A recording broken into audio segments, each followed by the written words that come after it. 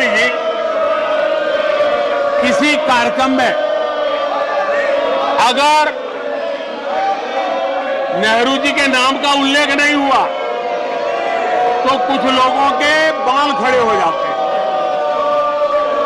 उनका लहू एकदम गर्म हो जाता है कि नेहरू जी का नाम क्यों नहीं दिया। आदरणीय सभापति जी, मैं बहुत आश्चर्य होता है कि चलो भाई, हमसे कभी छूट जाता होगा नेहरू जी का नाम, और छूट जाता होता होगा हम ठीक भी कर लेंगे क्योंकि वो देश के पहले प्रधानमंत्री थे। लेकिन मुझे ये समझ नहीं आता है कि उनकी पीढ़ी का कोई व्यक्ति नेहरू सरनेम रखने से डरता क्यों है। क्या शर्मिंदगी है नेहरू सरनेम रखने से, क्या शर्मिंदगी है। इतना बड़ा महान व्यक्तित्व अगर आपको मंजूर नहीं है, परिवार को मंजूर नहीं है, और हमारा हिसाब मांगते रहते हो। आदरणीय सभापति जी,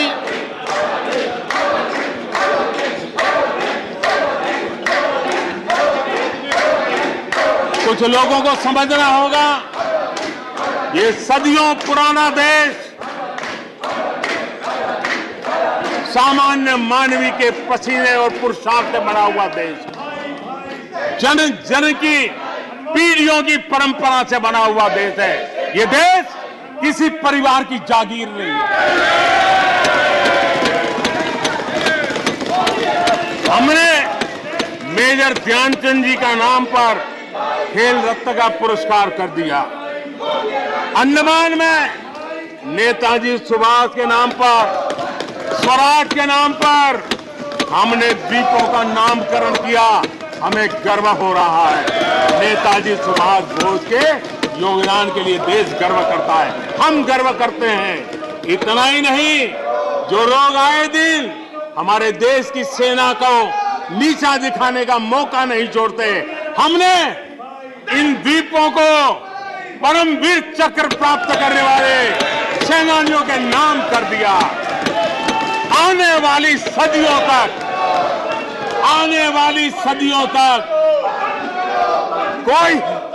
कोई हिमालय की चोटी एक एवरेस्ट व्यक्ति के नाम पर एवरेस्ट बन गई। मेरे द्वीप समूह मेरे परमवीर चक्र विजेता, मेरे देश के सेनानियों के नाम कर दिया। ये हमारी श्रद्धा है, ये हमारी भक्ति है, और उसको लेकर के हम चलते हैं। आदरणीय और इससे आपको तकलीफ है और तकलीफ व्यक्त भी हो रही है। हर एक की तकलीफ व्यक्त करने के रास्ते अलग होंगे। हमारा रास्ता है सकारात्मक। कभी कभी, अब ये सदन है, एक प्रकार से राज्यों का महात्मा है, हम पर ऐसे भी आरोप लगाए जाते हैं कि हम राज्यों को परेशान करते हैं। आदरणीय सभापति जी, मैं लंबे अरसे तक राज्य का मुख्यमंत्री रह करके आया हूं। फेडरलिज्म का क्या महत्व होता है वो भली भांति समझता है, उसको जी करके आया हूं, और इसलिए हमने कोऑपरेटिव कॉम्पिटिटिव फेडरलिज्म पर बल दिया है।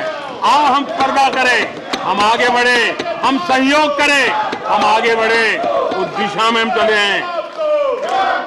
हमने हमारी नीतियों में नेशनल प्रोग्रेस का भी ध्यान रखा है और रीजनल एस्पिरेशन को भी एड्रेस किया है। National progress and regional aspiration, इसका परफेक्ट कॉम्बिनेशन हमारी नीतियों में दिखा है, क्योंकि हम सब मिलकर के 2047 तक एक विकसित भारत का सपना पूरा करने के लिए चल पड़े हैं। लेकिन जो लोग आज विपक्ष में बैठे हैं, उन्होंने तो राज्यों के अधिकारों की धज्जियां उड़ा दी। जरा मैं कच्चा चिट्ठा आज खोलना चाहता हूं।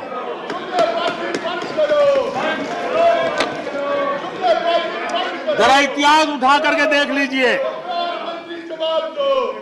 वो कौन पार्टी थी, वो लोग कौन सत्ता में बैठे थे जिन्होंने आर्टिकल 356 का सबसे ज्यादा दुरुपयोग किया।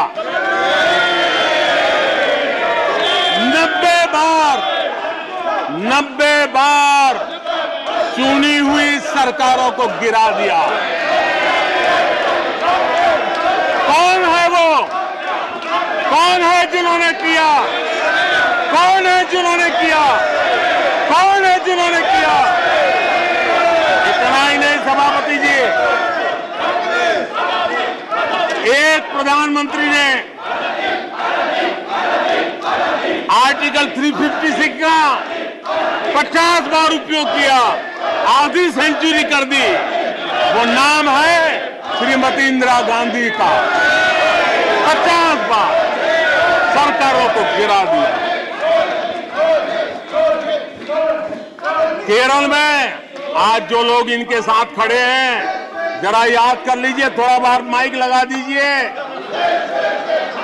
केरल में वामपंथी सरकार चुनी गई, जिसे पंडित नेहरू पसंद नहीं करते थे। कुछ ही कालखंड के अंदर चुनी हुई पहली सरकार को गढ़ते थे। आज आप वहां खड़े हैं, आपके साथ क्या हुआ था जरा याद कीजिए।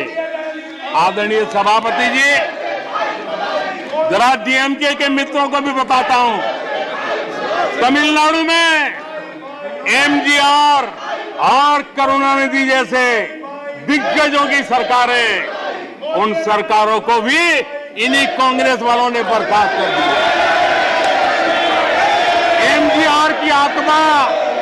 एमजीआर की आत्मा देखती होगी आप कहां खड़े हो।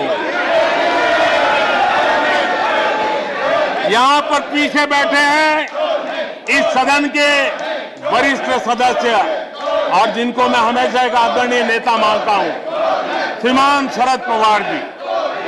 1980 में शरद पवार जी का आयु 35-40 साल की थी।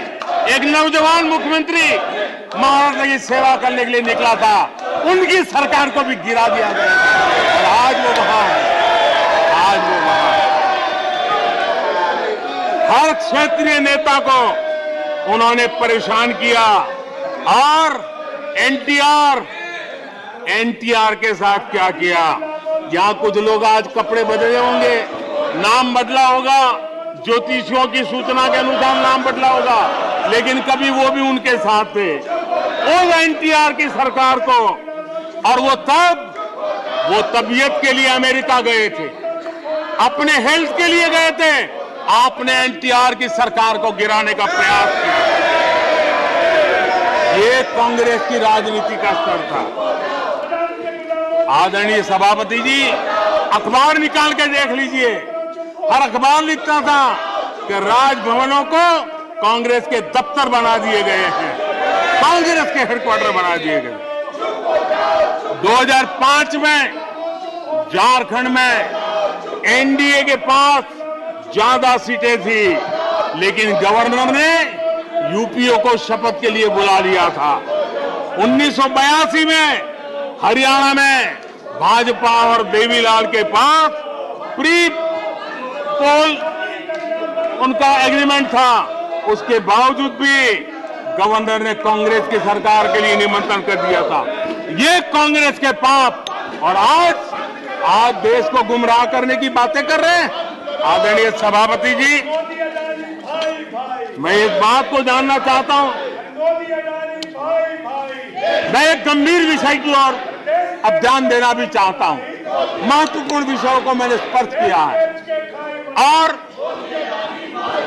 आज देश में आर्थिक नीतियों की जिनको समझ नहीं है, जो 24 घंटा राजनीति के सिवाय कुछ सोचते नहीं है, जो सत्ता के खेल खेलना यही जिनको सार्वजनिक जीवन का काम दिखता है, उन्होंने अर्थनीति को अनर्थ नीति में परिवर्तित कर दिया।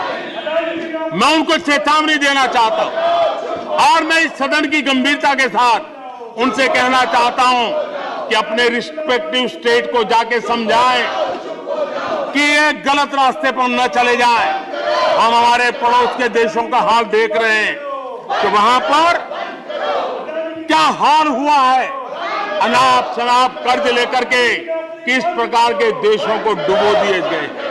आज हमारे देश में भी तत्कालीन लाभ के लिए अगर भुगतान करेगा तो आने वाली पीढ़ी करेगी। हम तो कर्ज करो गीपियों वाला खेल आने वाला देखेगा। ये कुछ राज्यों ने अपनाया है, वो उनका तो तबाह कर देंगे, देश को भी बर्बाद कर देंगे। अब देश अब कर्ज के तले दबते जा रहे हैं। ये देश आज दुनिया में उनको कर्ज देने के लिए कोई तैयार नहीं है। ये मुसीबतों से गुजर रहे हैं।